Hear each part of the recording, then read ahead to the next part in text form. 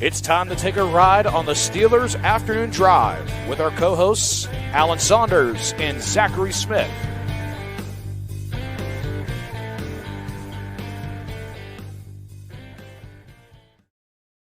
Welcome into another episode of Steelers Afternoon Drive. I'm Zachary Smith. That is Alan Saunders on his drive. Alan, how we doing?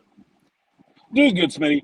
I feel like there's something about – I understand that, like, sometimes there's some technical problems. The audio is probably not the best. But there's just something about being on the drive that I enjoy about this podcast. I don't know why. Okay. I think it's the immediacy of it all. Like, I leave practice, and then I get in the car, and then we talk about what just happened. Like, there's no delay. It's all fresh. Right. Speaking of the drive, not to be confused with Steelers Afternoon Drive, but SNR Drive. Guys, obviously, if you're Steelers fans, are very familiar, and I'm not the right person to talk a whole bunch about this, but we lost Dale Lolley, a colleague of anybody, obviously, that's covering the Pittsburgh Steelers, and our paths did cross for a brief period of time at DK Pittsburgh Sports. And I posted this on Twitter, but like the one thing that I always think about with him first and foremost was, for whatever reason, anytime that he would message me in Slack for something he needed. So like I did the social media stuff. So like he would ask me for pictures or something for a story sometimes, or like would tell me when he needed something posted. Anytime he would ask me to do something for him, he would start out and end the message by saying my name. So it would be like, hey, it would be Zach, need a picture of Deontay Johnson when he did a chance. Thanks, Zach. And it was just like the first thing that I always thought about when it came to Dale, first thing that came to mind for me today. But yeah, just wanted to start off, obviously offering positive thoughts and vibes to his family, friends, colleagues, anybody that knew him. Obviously will leave a very lasting impact in the Steelers community. Yeah, I mean, I think we've talked before about when we started this podcast, you know, we did a lot of work before we launched.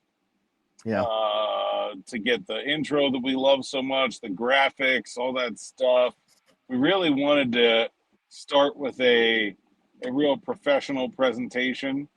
And so we had done a lot of work. And the day we launched, like 3 people messaged me as like, you know, your name's kind of similar to the thing that the Steelers radio network has. And it never had even like crossed my mind. And so the next time, I think we launched at training camp, so it wasn't too much longer after that. Finally got to get next to Dale at a bar stool, and I said, hey, you know, I got to apologize. You know, I didn't, this never really entered my head. And I don't give a shit about that. You know, it's just a very classic, no nonsense, no BS kind of guy that cared a lot about his work and was a really good football mind. Someone I learned a lot from, and we're really going to miss him on the beat.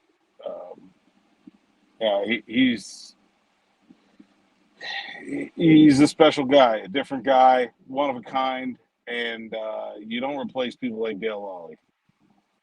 I just want to add this too, because it's not related to the Steelers, but like a conversation that we had when he was leaving and stuff, and I sent him a message when he went to go work for the team site, was that more so than his writing about the team and enjoying his work and stuff like that, I appreciated the stuff that he did for the Pony League baseball and the baseball community, the youth baseball stuff, just because to me that that stuff those kids obviously need in their lives and is going to be a super long lasting impression on them, something that they'll be able to enjoy, and that impact. I'm sure he made a massive impact on that community as well. So yeah, in a lot of facets, he is going to be greatly missed. Yeah, for sure. But as Dale would in this situation, the show must go on. We must continue to talk about the Steelers. I was actually listening to Matt and Wes do their show before I jumped on here just to listen to their remarks, and they shared the same thing. You know, you gotta flip the page. Life does go on. So we're going to talk about that here. Alan, I want to start off talking about the injury report that we got today on Wednesday. Some guys that were listed as questionable, obviously, Joey Porter Jr., DeShon Eliott, they're not practicing. That's not a surprise. Maybe a little bit more of optimism. I'm not saying for sure that's going to happen, but Derrick Harmon returning in a limited fashion for the first time since suffering his injury in the preseason. What do you make of that? How do you look from what you can say? Anything like that? Yeah, listed as limited. I would say that was my view of it as well. Looked pretty limited out there. Didn't look like he was going 100% to me. I don't think they'll, even though the team really needs him, I don't think they'll put him out there if he's not able to go 100%. I don't think that's putting a rookie in a position to succeed. Now, if it's 100%, but there's some kind of pitch count kind of thing, maybe that's a consideration. But he's got to be able to prove that he's fully healthy first. But not a bad step forward to take, even a limited practice on Monday, on Wednesday. If he can get another one under his belt tomorrow, and then maybe take a step forward, you start to see how it's possible he can work his way into this game. I mean, returning in a limited fashion here, like, again, I don't want to say anything as a certainty, but you at least feel pretty good. Okay, if it's not Patriots week, certainly you'd think that he'd be able to return for that game in Ireland against Minnesota. Yes, I would say absolutely, as long as there's no setback or anything like that.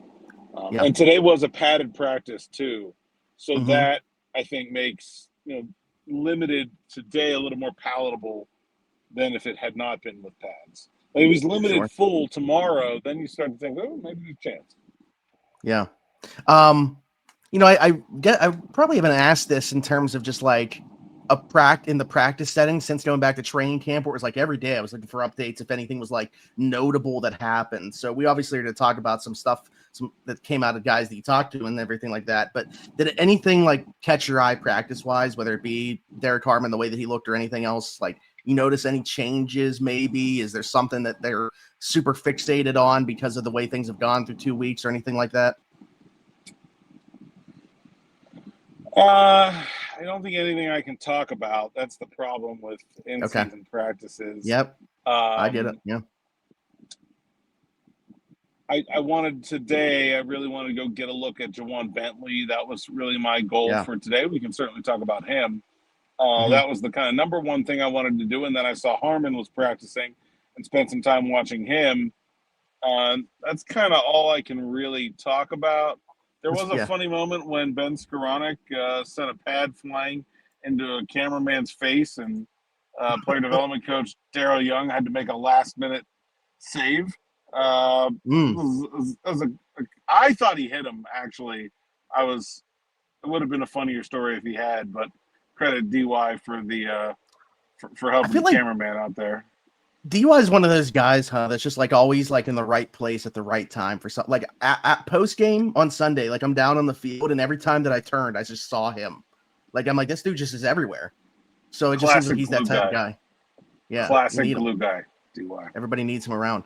Let's talk about Ju'Whaun Bentley coming into the fold. The team, because I think yesterday they wouldn't have officially signed him to the practice squad until after this podcast had been out. We knew that he was visiting, but they signed him to the practice squad. We'll see when and if he gets elevated. I guess that could be part of this conversation right now. But got to talk to him for the first time today, and also the clip that I saw of him hitting the dummy, if you will, with Cole Holcomb holding it though, and like taking him to the ground as well, was absolutely hilarious. That was my big takeaway from today's practice, just looking at social media. But what did Ju'Whaun Bentley have to say, and what were your first impressions? A good dude, very confident. Said he was injured, had that pec injury last year. It took him a long time to get better. Feels healthy now. And seems like he's really itching to make an impact. We'll see about this week. I don't know. I think he would like it to be this week, but I think part of the reason he's on the practice squad is just to give him a chance to get up to speed. But I think he's a good player. Really fits what they need in terms of a run stuffer without Malik Harrison. I think he can be a real asset to this team in the very near future, maybe even this week. Yeah. I mean, that's so probably swap out like a John Radigan, I would assume would be the swap there if he's going to get a. Maybe, yeah. I mean, I could see it going a number of different ways. Yeah. Okay. But like in terms of, did he talk about the exit from New England or anything like that? Because I know, like I said yesterday, when I Google searched him, the first thing that came up was how vocal he was about the team letting go of Jabril Peppers. So I was just curious if there was like anything that he had to say. I didn't know what type of personality he was. Like, is he like kind of a funny guy or no? Pretty gregarious guy. Kind of Okay. hinted at maybe looking for some revenge this week, but didn't want to. I don't think he wanted to stir the pot any more than that. All right, I can appreciate that.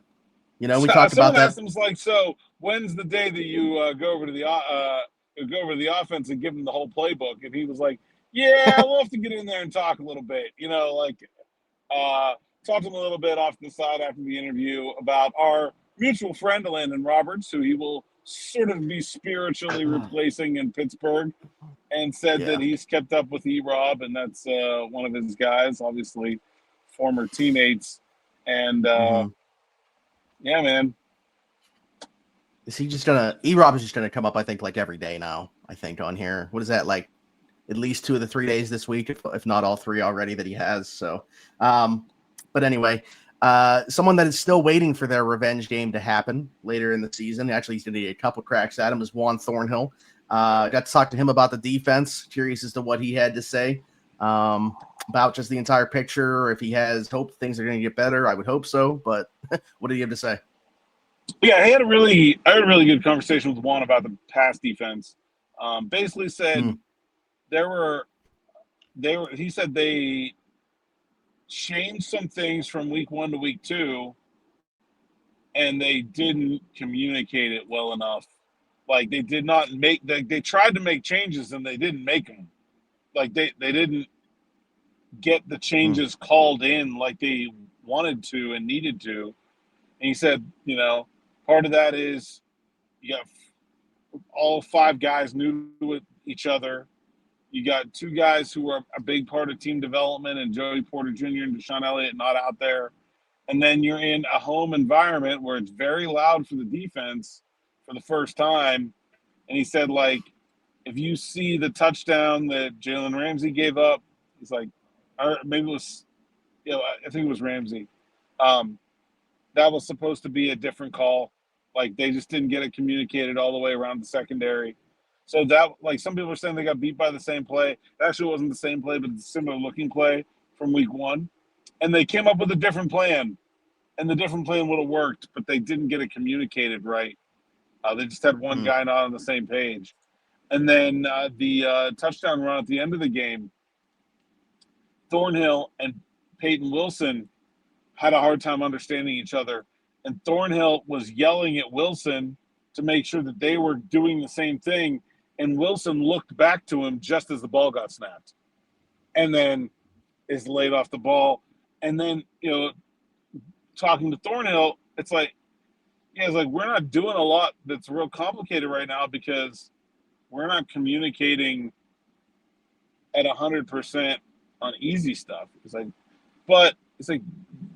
we have all guys that have done it before. It's not like we have a bunch of rookies out here. Like, we should be able to get this down relatively quickly and be able to get to the defense that we think we're capable of being relatively quickly. These are just some growing pains. So that's, I mean, I get my follow-up was going to be, what does he chalk it up to? And that's, I guess the simple answer is growing pains is the answer to that. Yeah, just a lot of new guys and, not used to playing with each other. Nothing can really be assumed. You have to communicate everything because you don't know enough about the guys you're playing with to know what they're going to do, what they're thinking. You get into a home stadium, communication's difficult. And then they did need to change. I think that the Jets did expose some flaws in what they thought was going to be their scheme, and they tried to change them, and then the changes did not, were not communicated properly. So I think all that sounds reasonable. I also think that's something that, like, there's really no reason should be an issue when you're talking about a group as experienced as this group. Yeah. I do know, like, Porter and Eliott not playing is a big deal. But it shouldn't be affecting them this much. Yeah, I mean, that was kind of my thing. Not to say that, like, I mean, every team has turnover. I understand that there was 4 new starters out there on Sunday, week 1, before Joey got hurt and DeShon got hurt. I guess it would have been a couple less than that. All 5 new ones this week. But yeah, 5 new ones this week. So, like, I get it for sure. It's just, man, communication issues. That goes back to what we were talking about to, the end of season last year when things kind of flamed out the way that they did. And that seemed to be a big emphasis. And they thought that they had things figured out this year. So to that be the talking point so far this season, I mean, I get it. Again, I know that there's new bodies in there. It's just, I don't know. I don't know what words it's hard to call it a trend because it's almost all new players, right? So it's like, and a new coach in the secondary too. Like it's all new for them. So I think in that regard, it's a lot more reasonable to listen to that explanation and think, yeah, they'll probably figure that out compared to, say, the run defense, which is by and large the same guys and the same coaching, and still doesn't seem to have a real concrete answer for what's going wrong there. Yeah. Yeah, I get. Okay, so yeah, specifically with the secondary, I guess I was talking like entire picture of the defense here. If you're talking just specifically the secondary, yes, there obviously is a ton of moving pieces from the end of last year to the beginning of this season, and I'm sure it will take time. All right, let's get into some questions here because we got one, Alan, from the desk of Ken in New Hampshire. He was very fired up. He did close with that. So he was very fired up for Whiteboard Wednesday this morning on Morning Rush. Go back and watch that once we wrap up here if you did not get the chance to earlier. But he said, Alan, what is the routine at away games? Do you walk the field pregame? I will be at Gillette for this week's game. Get in the van. You know what's funny before you answer this? What the immediate thought that I had was like, Dan Quinn is one of them. I'm sure there's a bunch of coaches that have a pregame routine, but he's just like, running up and down the stands, doing his pregame thing that he does before every single game. And I'm like, you know what? I do wonder what Alan Saunders' pregame routine is. Definitely not running up and down the stands. It's 100% not part of the pregame routine if it can be avoided. No, I don't walk the field. Us print writers are not permitted on the field before or during a game. We can go on after if we have a video to record from. Have I done the post game from the field? I feel like I have at least once. Maybe not. I mean, at home games, it's always been on the rotunda, and I feel like it's been press box for away. So I don't know. It's it's been a while. More convenient to be in the press box, but theoretically, I could go down on the field for that. But yeah, no, that we are not invited on the field. The only time I can be on the field is if I'm working for Channel 11 and I'm doing their news before the game. Then I can be on the field. Okay. That's it. So you don't really have very often. Nothing really going on pregame then. Just head up to the as press far as box. like a routine, I mean, I get in the stadium, get to the press box, get everything set up. Usually I try to eat first. They'll have some kind of pregame spread for 1 o'clock kickoff. It's usually breakfast food. And then an hour and a half before the game, an actives drop. Probably like about 2 hours before the game, you can start seeing guys trickle out on the field for warm-ups. So if there's a player we're trying to watch, somebody injured or might be out there trying to go, we'll be monitoring that. Yeah, I mean, I don't have any, like, superstitions or anything I got to do. It's not like Sidney Crosby retaping the stick at the exact same time during warm-ups or anything like that, relacing the skates. Stretching over the McDonald's arch in the ice. Yeah, no, nothing like that. Get a water and a cup of coffee for the first half. Second half, sometimes I'll go with a Coke or a Pepsi. Got to keep the caffeine flowing. Game days are long-ass days. But no, nothing like crazy routine-wise. The job of a journalist is sort of like defies the word routine. Like you pretty much have to be used to never having a routine. Yeah. Because Your schedule is always at the whim of somebody else. Right. Yeah, I'm talking like I'm in the same boat here with the way that I'm agreeing, but I get it. I guess is what I'm saying. You understand it. You know.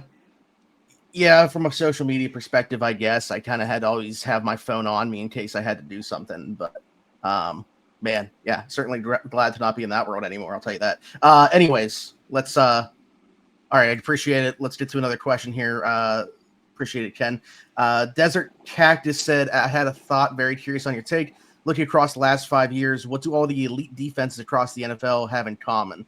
Not a great roster full of collection of talent. You need two things: at least one elite player, pretty much any position excluding safety, and a top tier defensive coordinator, and all manners of what is this word? Empirics. It sure seems like it's way more about the X's and O's than it is the Jimmies and Joes on the defense side of the ball. That, of course, means the Steelers are approaching team building in exactly the wrong way. What are your thoughts on this? In all seriousness, I might literally write out a full-on research paper on this subject. I'd be curious to see it. I'm interested. My gut reaction is that there's only really 2 or 3 ways to really play defense at the NFL level, and pretty much everybody's X's and O's are the same. There's very few teams compared to the variation you get on offenses. Mm-hmm. There's 7 coverages you're ever going to see in an NFL game. There's maybe 8 or 9 fronts, but like 3 of them are going to be like 90% of the snaps. And so you got like 3 coverages, like 6 or 7 coverages and 3 fronts. Like, there aren't that many different ways to play defense. Mm-hmm. To me, I think good defense is all about individual skill, depth at rotational positions, and skill at non-rotational positions. You're never going to take your starting cornerback off the field, so he's got to be good. You can kind of get by with rotations on the D-line and a linebacker and things like that, safety. And I think team speed is really important on defense. I think it covers up a lot. I think you can get by with a lot if you're a really fast team. If you're not fast, you have to make up for a lot of mistakes. It's hard to make up for mistakes. And mistakes are going to happen. I think the biggest thing is that playing defense in the NFL in 2025 is sort of fundamentally impossible. You probably aren't going to be good at it.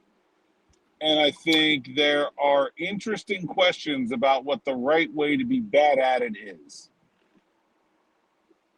Okay, I was just saying, so what do you like?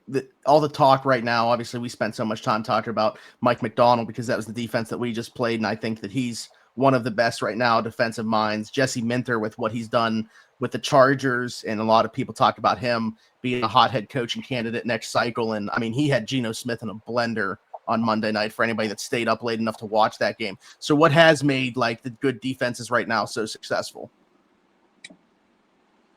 I think it's, like Mike McDonald's a perfect example. Like he's a good defensive coordinator. There's nothing he does that nobody else is doing. Like there's no scheme he runs that like nobody else has. I think it's defense is mostly about winning on third down,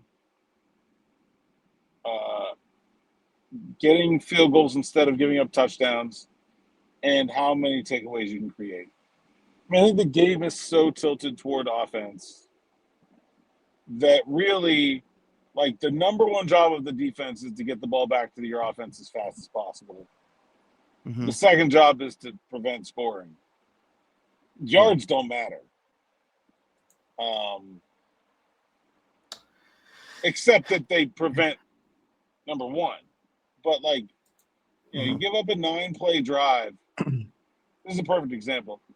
You give up a 9-play drive at the 20-yard line that gets to the 35, and you stop them on 4th and 1, and you get the ball back. or you give up a 9-play drive that only gives up 19 yards, 21 yards. They punt, you get the ball back at 35. It doesn't matter. Like, your defensive statistics look a lot better for having not given up more yards, but the ball goes back to your offense in exactly the same place. Like, the rest of the yards are kind of irrelevant. Right. You get down there, you give up 90 yards and you force a turnover, or you go or you hold a team to 3 straight incompletions and you force a punt. Those are the same outcome. Like, it doesn't matter. So I think the best defenses win with vanilla defense on first and second down, and then go crazy on third down, pin their ears back, get after the passer, force turnovers, win on third down, and get the ball back to their offense. And guess what it all plays off of? Stopping the run to get yourself in obvious pass rush situations. If you ask 32 defensive coordinators what are the best traits of the best defenses in the league, I would bet a lot of money that all 32 would include in a 2 or 3 sentence answer stopping the run. Yeah. You cannot win on defense if you can't stop the run. There's a lot of other things that you can recover from. That one's pretty much impossible. And I think as the league becomes a little bit more run heavy, it is not this pass happy league like it was 5 to 10 years ago. There are more teams that are trying to run the ball now. It has become even more important. I actually want to bring this up. Question from Zachary Smith from Monaca to close out the podcast here. Actually, one is more so just, hey, did you see it? And what did you think of it? I don't know if we let him really ban him. Yeah. Did you see on in the Colts game when the Colts ran sail with Tyler Warren out of the fullback spot, just like straight up the A gap, and they ran the sail concept to him? That was pretty sweet. Wanted to get your thought on that. Fantasy owner of Tyler Warren in my dynasty league over here. So yeah, I was tuned in. Yeah. I think any kind of insert like that where you're running a route from in between the offensive linemen looks really cool, but also is putting a lot of pressure on your offensive line to hold up blocks. Because it's really easy to slow down or throw off the timing of that route. There's a lot of guys that have the ability to put a hand or 2 hands or a shoulder pad or a butt cheek or something into Tyler Warren as he's going by to try to slow him down and throw off the timing of that play. You really better trust your offensive line. I actually talked to Van Jefferson about that last year because the Steelers would run him as an insert blocker on like some screens and some running plays where he would line up as like a wing back and then shoot in between the tackle and the guard to get up to the linebacker. And I said, so do you have like routes that you run that way? And he goes, you can do it, but it's really hard. So I think it requires a specific set of personnel that I think is not necessarily super common. You got to have a big, tough guy that's pretty fast too. Like not everybody has a Tyler Warren at their disposal either. I think it's a pretty cool concept though. Yeah. I mean, that's why you're not seeing it broken out they just obviously saw something that they wanted to, I think isn't that a 49ers play? I'm pretty sure the Niners run that with George Kittle. I think that's stolen. Well, that wouldn't surprise me. Honestly, I wouldn't be surprised if they also did it with Juszczyk ever before. I mean, they have. I mean, they kind of use those two guys interchangeably. You can run them with CMC too. Yeah. The other thing I wanted to bring up real quick offensively is I know it's only through 2 weeks, but like we're always following trends and just wanted to get your thought on this so far in 2025. Through 2 weeks, rushing yards per game are down 30 yards per game from 2024 to 2025 in the NFL season. We've talked about it, obviously, going back more towards the run. That's obviously been the Philadelphia Eagles' motto of success and how they just won the Super Bowl. I think a lot of people are going to copycat that. So is this just something you expect to pick back up and get back more towards where it was in 2024? Or are we seeing already maybe a shift in the other direction? I know Mike Tomlin said 2 is a pattern, but I don't know that I'm going to be willing to call 2 weeks of anything a trend. I saw like a tweet one of the Patriots reporters tweeted out. I was like, Patriots pass rush rank last year versus this year. I'm like, it's 2 fucking weeks. Like, and it's just like, come on. Yeah. What are we doing? Yeah. What are we doing? I don't know. Yeah. I think there's I think a large part of that is running quarterbacks. And I think running with your quarterback is really effective. It's also something that makes head coaches scared. Yes. And I think a lot of head coaches will come into the season thinking, all right, how do we not have so much of our offense be Josh Allen running the ball? And then you get all these plans for how you're going to make that work. And then a lot of times by the end of the season, it's like, never mind all that. We just need to win. Go, Josh, go. And so, like, I think there's a natural tendency to some of that to try to protect running last year, and then you just end up scrapping that anyway when you remember that you did that because it's really effective and the rest of your team is not that effective. Mm-hmm. Yeah, and I mean, they even have a back now that they paid in James Cook, who's a pretty good one. But, when push comes to shove in the playoffs, we're still to see Josh Allen end up doing it with his legs, putting the cape on at some point. Yeah. So, and, like, taking big hits as a result. But I also understand not wanting to do that in week 1. Right. So I think that's probably a part of it.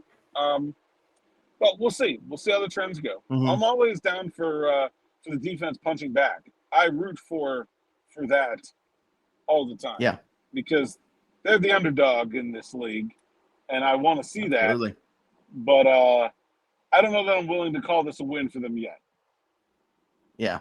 I just wanted to bring it up. We'll see if it continues to happen. I thought it was interesting data to continue to monitor, so I'm interested because of that reason. Just, the offense started attacking defenses differently. What's the punchback going to be? But all right, good stuff. Just one more episode in between DB being on here on Friday and potentially breaking the people's hearts again. Although he was correct, I got to give it to him. But DB will be on here Friday. We still got one more episode before that tomorrow, Alan. But until then, tell the people they can find you. Hey, Saunders _ PGH on X, Instagram, TikTok, and Blue Sky. PGH Steelers Now is the site's account. SteelersNow.com. Go there, read the words. Sign up for SN Plus. You get access to our subs-only live stream on September 29th at 6 p.m. Me, Smitty, DB. Probably get more of the team on there as well. And a hangout with you all, your question and answers, and all that kind of fun stuff.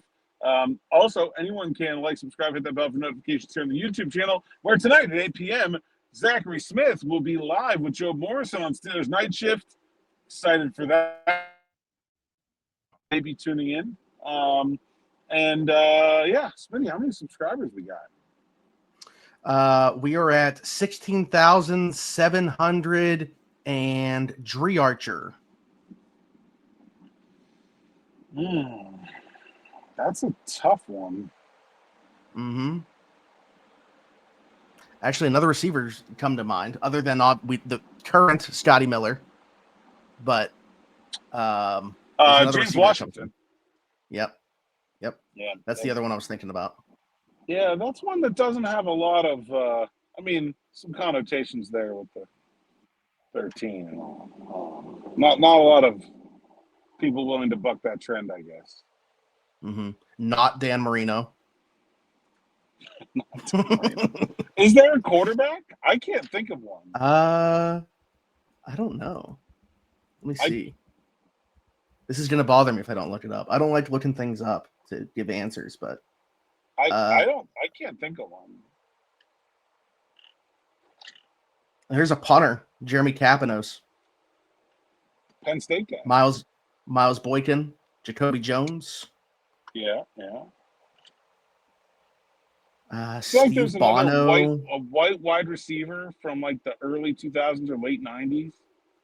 So nobody wore it from after Steve Bono wore it in 1988. Oh, Steve Bono. Okay, so there is a quarterback. All right, one. Nobody wore it between then and Kapanos in 2010 for whatever reason. Okay, Nobody maybe it wore was just like maybe I'm thinking like just a guy who only wore in the preseason. That definitely could happen. Yeah, that's possible. Anyways, yeah, me and Joe Morrison on the night shift tonight. Looking forward to that. Looking to punch in my card, clocking in, hearing that whistle. Looking forward to that. So like, subscribe, hit that notification bell. Bring your lunch Do pail. not miss it. Bring your lunch pail, hard hat, all those things that you would associate with going to work. Anyways, like, subscribe, hit that notification bell. Do not miss it. Hit us in the comments. Your thoughts, anything that we talked about today, question for a future episode, all that good stuff. If you're listening somewhere else, Apple, Spotify, wherever your podcast from, leave us a 5-star review and subscribe over there. Just search Steelers Afternoon Drive. Do the same thing on TikTok. You'll find me everywhere, Zachary Smith, PGH. For Alan Saunders and myself, thanks for jumping in. Take another ride on the Steelers Afternoon Drive.